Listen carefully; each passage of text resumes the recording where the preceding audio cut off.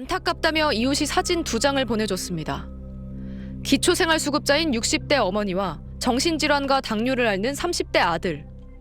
최근 증세가 악화한 아들을 어머니 홀로 돌보면서 집은 온통 쓰레기산이 됐습니다.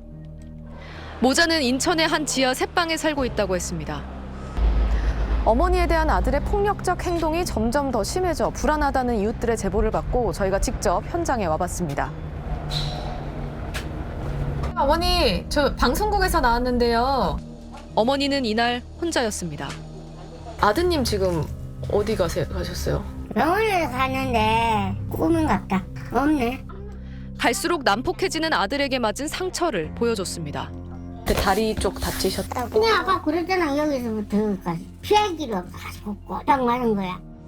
다친 다리 때문에 어머니가 며칠 병원 신세를 지게 되면서 아들은 임시로 인근 요양병원으로 보내졌습니다. 보건소를 찾아 아들이 제대로 치료받고 있는지 물었습니다. 그러니까 요양병원과 관련된 치료만 하고 아마 퇴원을 시키겠죠. 이번 주 안이라도 퇴원이 돼야 될 수 있는 상황이 될 수도 있어요.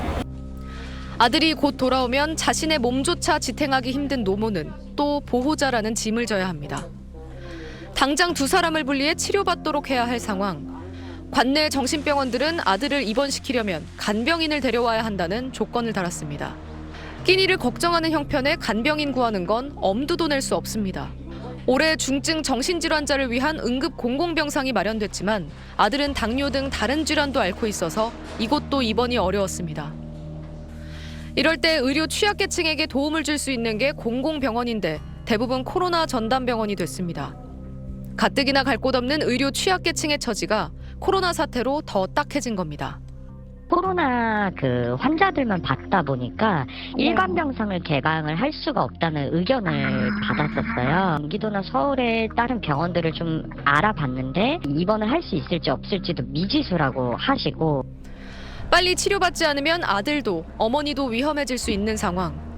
이 위태로운 가정을 살리기 위해 보건소와 복지센터 등이 머리를 맞대고 있지만 지금으로선 뾰족한 해결책이 없는 게 현실입니다. 일단 아드님이 입원해서 치료받으시길 바라시는 거죠? 잘 써보려고. 야간 몸에서 새끼 하나를 그래서 내가 낳을 수 있다는 것을 너무 감사하게 생각하고. SBS 김민정입니다.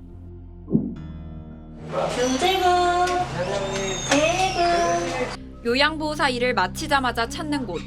아들이 낮에 시간을 보내는 구청 주간보호센터입니다. 황동열 씨의 일은 이제부터가 진짜 시작입니다. 이제 나가기 전에 먼저 이제 그렇게 나 혼자서 다짐을 하는 거예요. 할 수 있어. 나 엄마잖아. 자폐성 장애와 뇌전증을 앓고 있는 27살 재근 씨는 스스로 대중교통을 이용하지 못해 늘 함께 다녀야 합니다. 노심초사. 엄마의 눈은 여기저기 살피느라 바쁩니다. 옷이 약간 부드럽고 이러면 자기도 모르게 이렇게 만지는 거예요. 그 초등학교 때 한번 그랬다가 재수 없어. 제발 이렇게 그 일이 있은 후로는 제가 얘를 두 손을 꼭 잡아요. 더운 날씨에도 손을 놓지 않습니다. 한 발. 잘했어. 천천히. 이게 마비가 왔잖아요. 덩치가 이렇게 큰데 힘은 엄청 세 보이는데 정말 힘은 없다는 거죠. 씻기고 먹이고 놀아주는 것도 모두 엄마의 몫입니다. 손톱도 씻어. 엄마 이 색 별론데. 색깔이 좋아. 색깔 칠하는 게 좋아. 잠깐 눈을 돌리면 재건아, 아니야. 밖에 가면 안 돼. 재건아. 아유, 괜찮아? 조심해야지.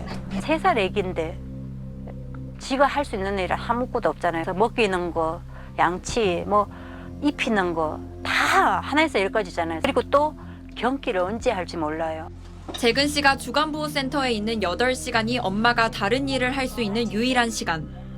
그마저 자리가 없거나 중증이라는 이유로 거절당하면 비싼 사설센터를 보내면서 순서를 기다리는 때도 잦습니다. 이렇게 공적 돌봄 체계가 약하다 보니 시간이 갈수록 두려움이 앞섭니다.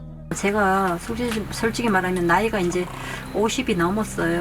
밖에 나가면 어느 누가 얘를 향해서 손 하나 뻗어주는 사람 없어요. 근데 쟤를 놔두고 제가 어떻게 눈을 감아요. 우리나라의 장애인 복지 예산은 GDP 대비 0.6%, OECD 36개 나라 중 34위로 거의 꼴찌 수준이고 성인 발달장애인 17만 명 중 공적 돌봄을 이용하는 사람은 30%에 불과합니다.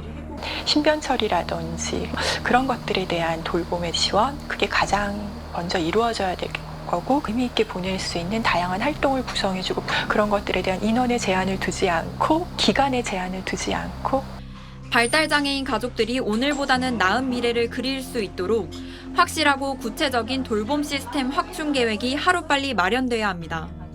SBS 박예린입니다. 25 이모 씨의 하루는 중증 질환을 앓고 있는 할머니, 할아버지를 챙기는 일로 시작합니다. 조부모의 기초생활수급비와 노인연금을 합쳐 120만 원이 세 가족 생활비의 전부. 일하고 싶지만 조부모 간병하느라 학업도 취업의 꿈도 접었습니다. 태어나셔서 집에 계신데 진짜 돌볼 사람이 없으니까 저가 돌봐야 하니까 공부해서 막 꿈을 찾고 싶다 막 이런 생각도 솔직히 이제는 안 들고. 서울에 거주하는 14세에서 34세까지의 청소년과 청년 2,988명을 심층 조사했더니 이 씨처럼 가족 구성원의 생계나 돌봄을 책임지는 청년이 30%인 900명 정도로 파악됐습니다. 이들 가족 돌봄 청년 가운데 중고등학생과 대학생 등 3명 중 1명은 학생 신분입니다. 특히 한 달 소득이 100만 원 미만인 경우가 절반 가까이 돼 돌봄으로 인한 경제적 어려움과 주거비 부담을 가장 크게 느끼는 걸로 나타났습니다. 제가 지금 일을 2-3개를 하고 있거든요. 제가 많이 일을 해야지 돈을 벌잖아요. 케어를 제대로 못 해드리는 부분. 그 정도가 제일 힘든 것 같아요. 일반 청년들과 함께 독립의 시기가 맞춰질 수 있도록 지원을 해야 될 거라고 보여집니다. 경제적인 도움은 기본이고 취업이나 고용 이런 거에 대한 훈련들이 좀 잘 돼야 돼. 스스로 가족 돌봄 청년에 해당하는지 모르는 경우도 대부분이어서 이들에 대한 발굴뿐만 아니라 체계적인 지원 시스템 마련이 절실합니다. SBS 장선입니다.